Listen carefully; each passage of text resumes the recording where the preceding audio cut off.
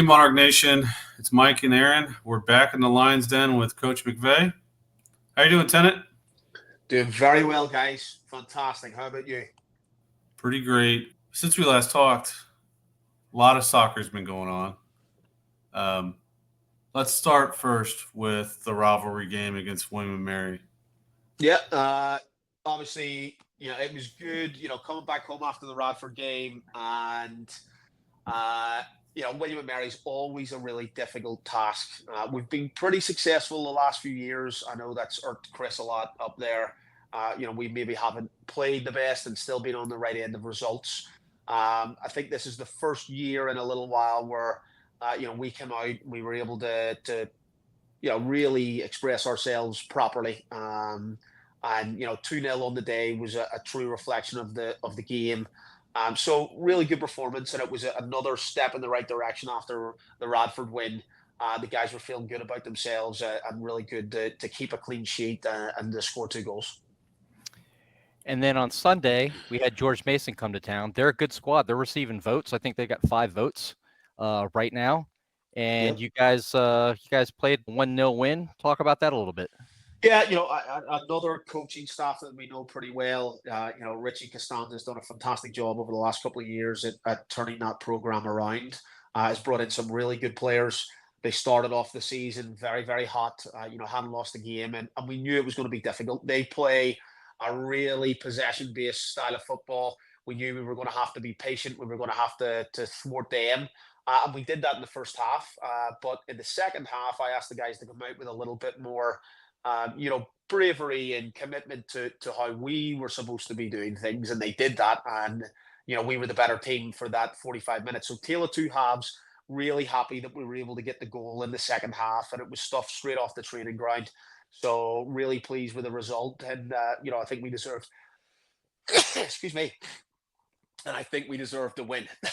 All right, and because of that great week, Michael Eberle was named Sunbelt Conference Men's Soccer Player of the Week.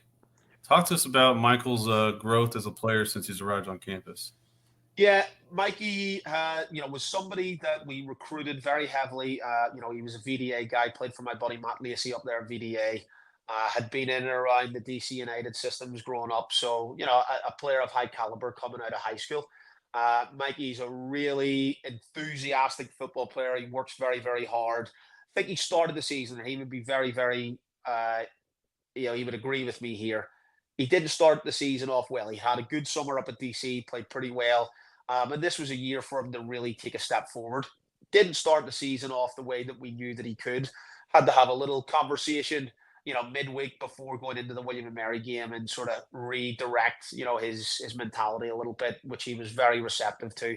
And obviously, scored a goal against William and Mary, and then getting the winner against Mason.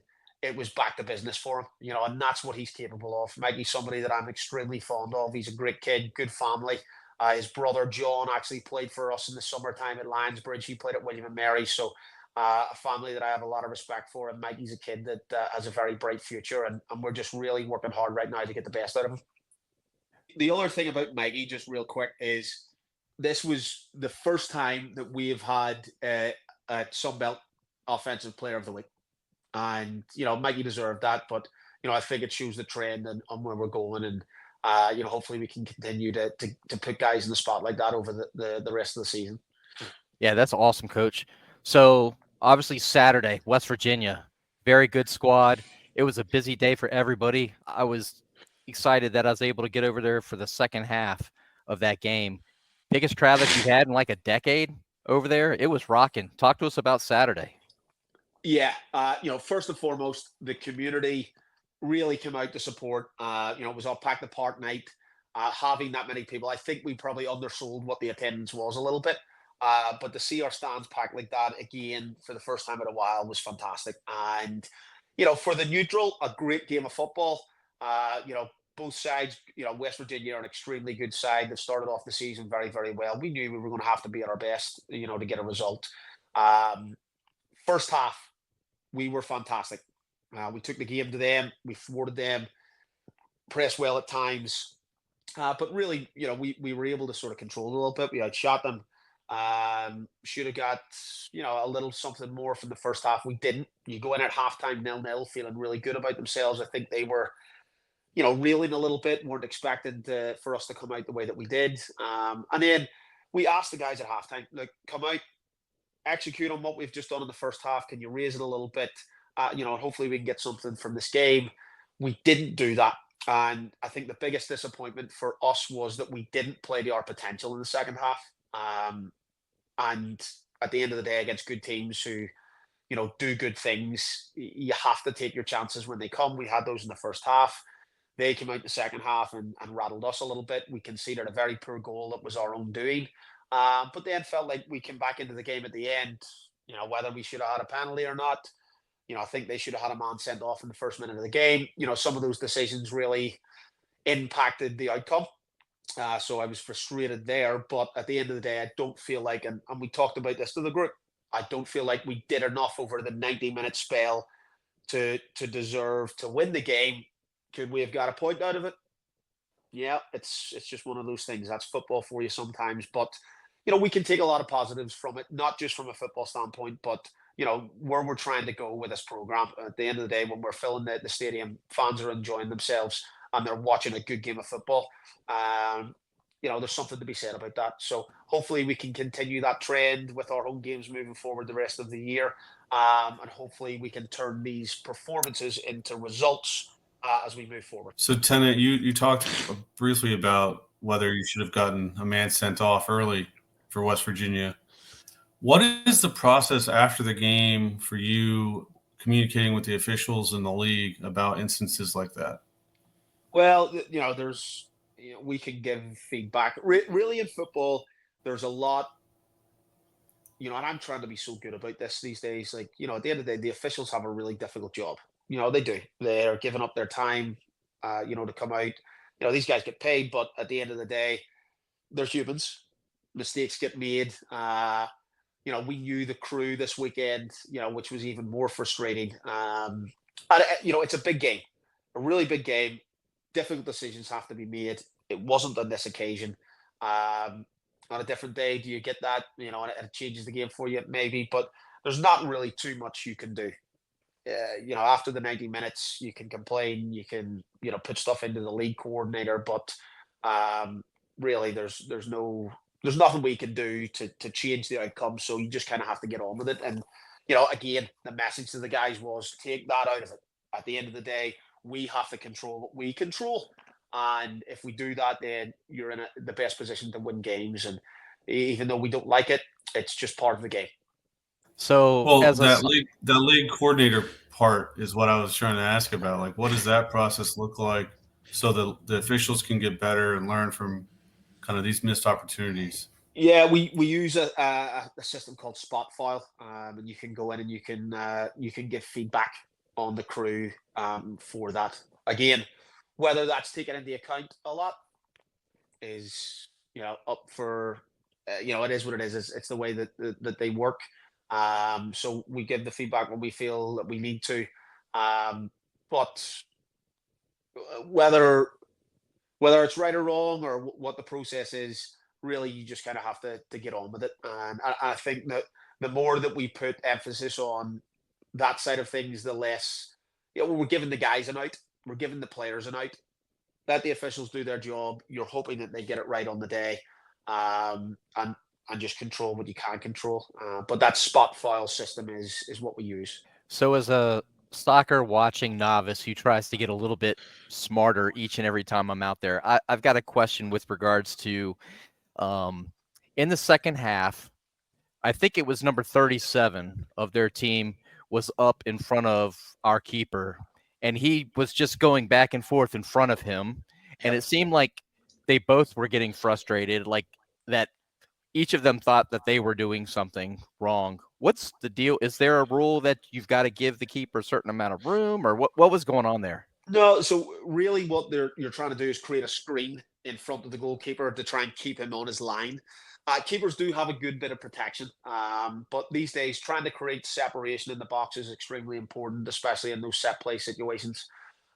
So really that player, and we'll do the same thing. You'll have a player who's kind of in front of the keeper. You can't stand on them. You can't put your hands on them. You can't really lean into them. Some referees are a little bit more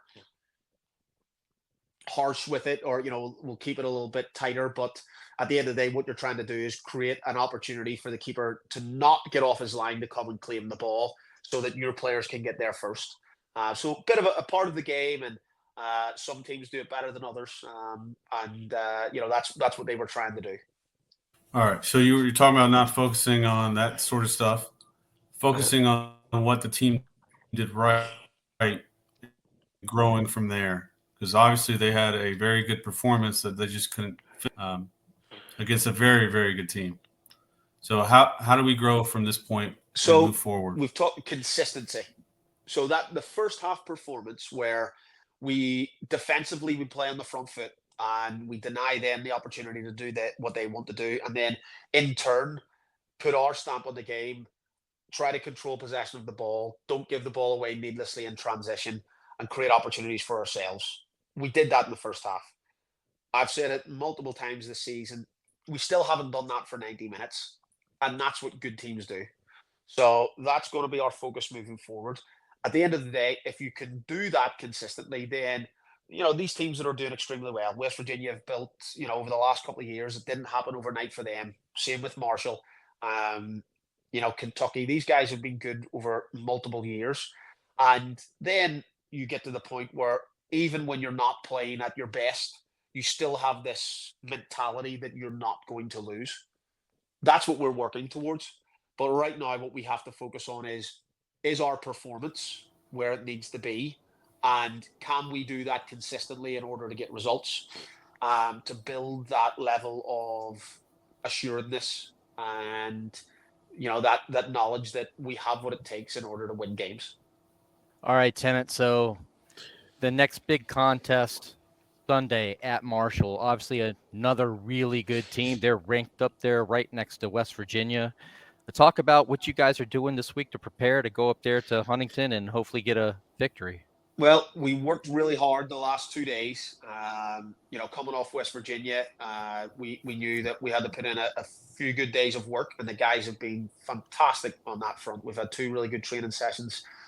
We had a little bit of an off day today. Some guys that needed some extra stuff got it in. We had some meetings with certain players. And then these next 3 days in the lead up to the game are really, what is it that we're trying to do, to beat Marshall? Where are the weaknesses that we see? What are they trying to do? How do we try to stop them? So it gets a little bit more tactical, with what we're trying to achieve. And we'll wind down the workload a little bit. But like you said, this is a matchup. Marshall's a tremendous team. They've started off the season really well, and we've scouted it well. Now we just got to get the guys on board with what the game plan is going to be, and can we go on the road to a really difficult place and get a result. And October 5th, you guys come back home. You'll be hosting Georgia State, who has been off to a rough start. But October 5th, 7 o'clock at the Den. Hope a lot of fans can make it out for this one. Football team's on the road. Perfect opportunity to come check out this team. Talk to us a little bit about Georgia State. Yeah, look, great staff. I love Brett. He's done a fantastic job at Georgia State, and they've been, they've had, like you said, they've had a rough start this year, but that's a good staff that will get the best out of their team. This is the Sun Belt. There are no games that you can take for granted, and they're going to be fighting right now to try to get some results.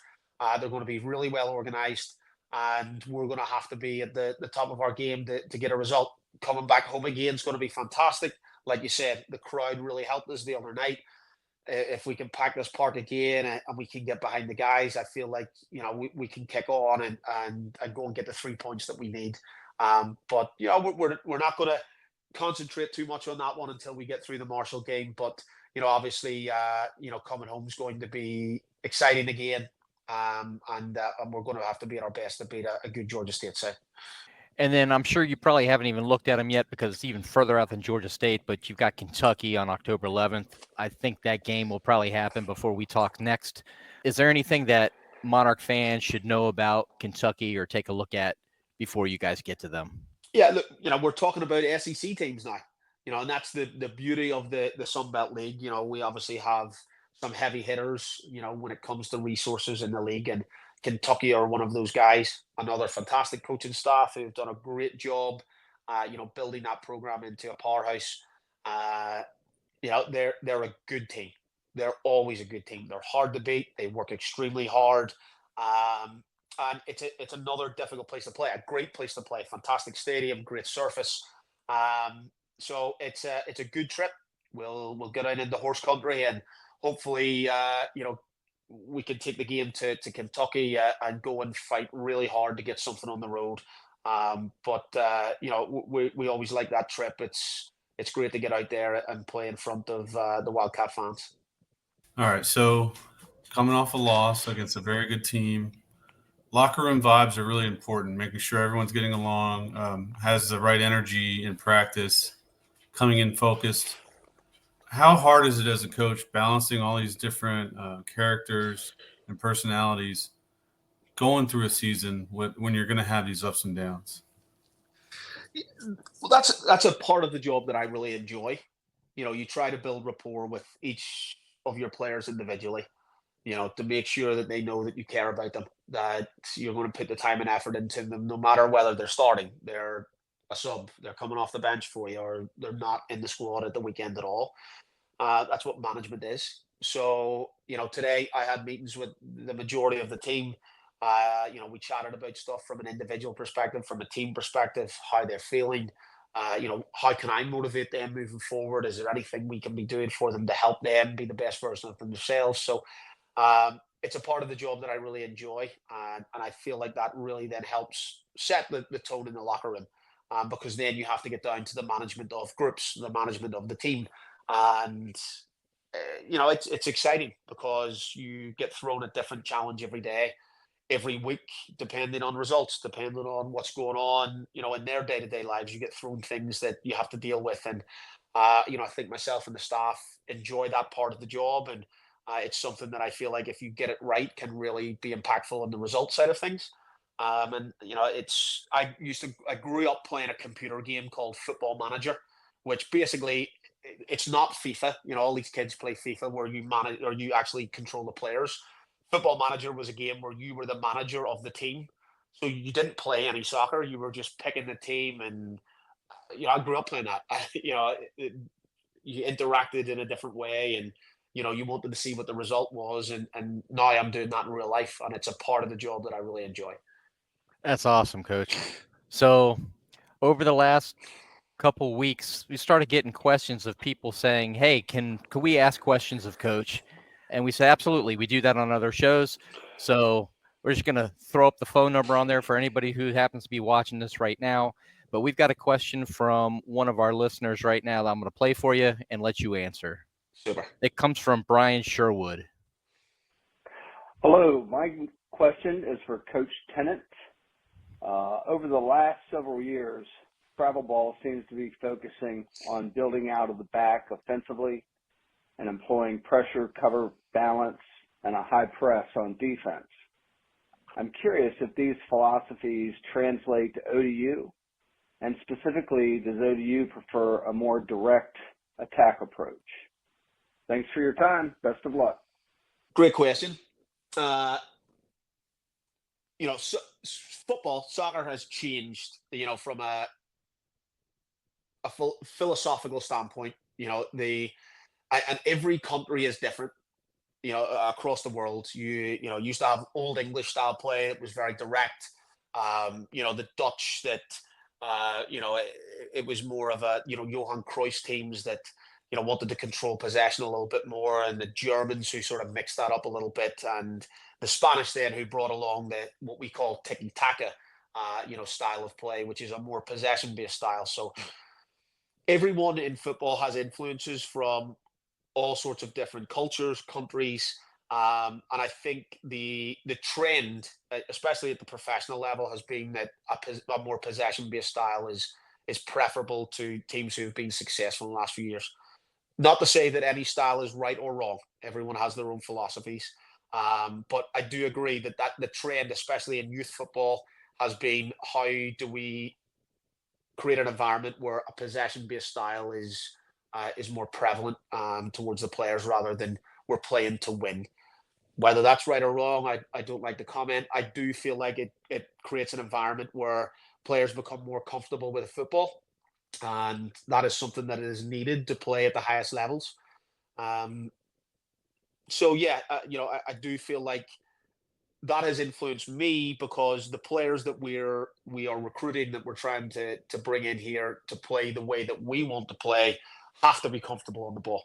They have to be able to possess it and take it under pressure. And I think that trend, it helps in that type of a way. Now, do I think sometimes it takes away from that winning culture, that winning mentality, that you figure out ways to win the game? Yeah, I think we've taken a step back that way, and now find a lot of players who play the game and it's fun. It's always fun, but we play the game to win. That I've always stood by that. You play this game to win. From the defensive standpoint, talking about pressing, that's always something that I have preferred. There are really good counter-attacking teams out there. But what I think in youth football specifically, like we're talking about, is there has to be balance. You have to have the ability to press. You have to have the ability to defend at a low block. And I think from a development standpoint, all of these things have to be taught. And you can't just have one way of doing things for a club, from 10 through 16. Kids have to learn how to do everything. And I think if we, focus on making them more well-rounded, then when they do get to these types of levels where there is a level of professionalism and a level of you have to be able to do X, Y, and Z to a certain level, we get that if we teach everything rather than focusing on possession or pressing. You got to cover all of your bases. Sorry, that was a bit long-winded, but That's what we want you here for. Thank you for that expansive answer on our fans' question. Absolutely. Thank you for calling in. If you have a question for Tennant next week, call into the number. Love to hear from you. As we're closing here, Tennant, I know you last episode you said you were a Bengals fan. Yep. And obviously Monday night did not go your way. Nope. So we're going to close with this question. Try to leave you here with a laugh. If you had a chance to have a phone call with the Bengals staff, what would you say to them right now to help motivate them to move forward? Help motivate them? Two sides of this. Defensively, can we please stop something? In the past, I've always complained about how our secondary, we were able to stop the run, but our secondary was poor. We would give up, deep yards.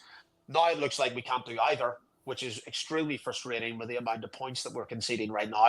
And on the offensive side of the ball, I think we've got a lot going on with, Jamar not signing a deal. T got the franchise tag, is only coming back. Was a little bit sheepish the other night. Maybe didn't make some catches that I thought he should have made. We just need to get this team together. How can we get both sides of the ball playing sharper? We got a lot of work to do on defense. But I'm hopeful. I'm always a positive, fan. I've been through the famine years of us being absolutely terrible.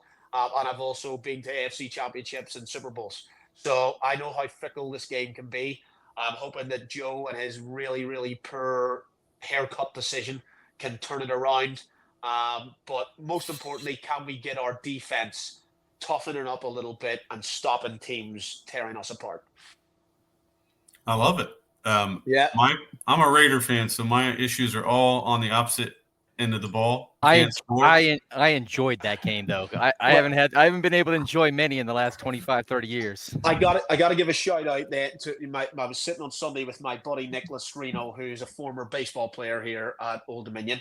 We were talking a little bit of football, and I made the very stupid comment before the Carolina Raiders game that the Raiders were going to win because Carolina aren't very good. Boy, was I wrong. And he let me know later on. He gave me that text at around 9 p.m. I was like, told you so. So yeah, don't take my picks. Yeah, that was brutal. The run game is just ruined for the Raiders. Their run blocking is just awful. But, Tennant, thank you so much for joining us for episode 3 of In the Lion's Den. Good luck against Marshall this weekend. Safe travels, and go Monarchs. Thanks, Go guys. Monarchs. Appreciate everybody, and I really appreciate the fan calls. Keep them coming. We will. Yes, sir. Talk to you soon. Thanks, guys. Bye.